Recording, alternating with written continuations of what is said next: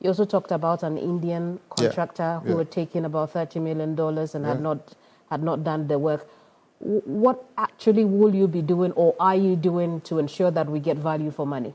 Kamini, I wish, in fact, sometimes on a during quiet time, I do invite some of my colleagues, agency heads, and I open sections of some contracts. And I say to them, how on earth could we be Ghanaians and write contracts like this? Even if you take contract that we borrow, FIDIC contracts, you have every right to create what you call specific conditions, which is you are supposed to adapt the contract to yourself.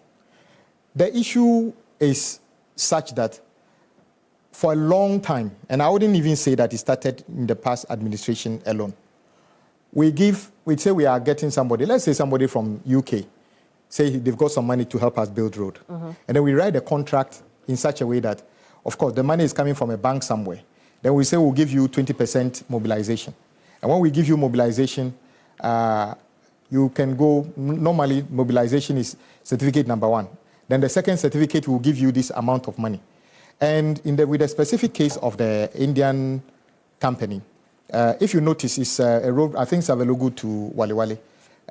In fact, it's on the route from Tamale to Bolga, a very bad road as well, that we should have constructed since yesterday.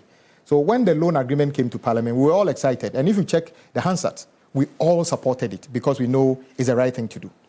Then in that contract, because many of the times, the contracts that the agreement that is brought to Parliament does not actually have the details of the contract before MPs give whatever approval we are supposed to give. In that contract, we are saying that we will pay the contractor a certain amount of money. In this case, it was close to $30 million. And if the contractor raises the next certificate, after a period of time, if we are unable to honor the certificate, the contractor is free to ask for termination of contract.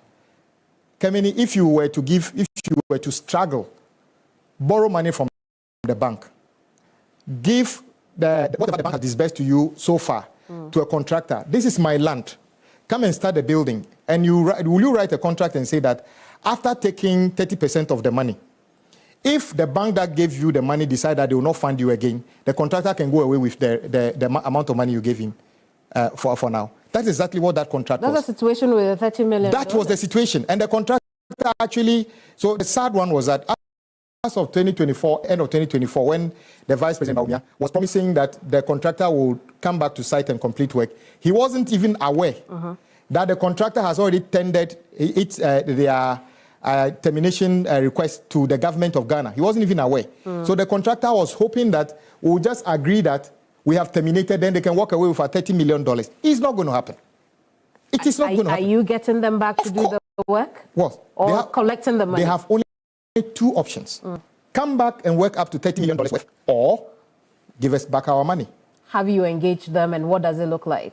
Well, I've engaged them once, and they are, I would not say some of the things because it will annoy Ghanaians if they get to know some of the things. They don't the only thing I can tell you is that on the day of the sword cutting, even the equipment that were on the side before the sword was cut didn't even belong to the contractors.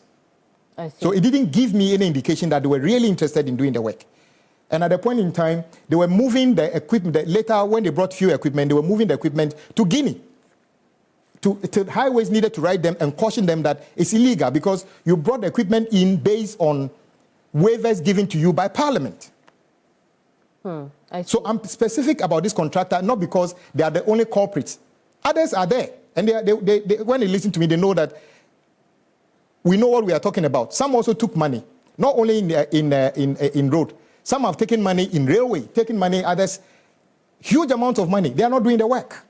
But the contracts that Ghanaians have helped them write is such that they may hardly face any justice. Is the AG involved in any of this? The AG is involved in this. Okay. And I must say that even before the exit of the previous government, they tried to get the AG to enforce and get the Indian an insurance company to reimburse Ghana, but we were blocked by a court order.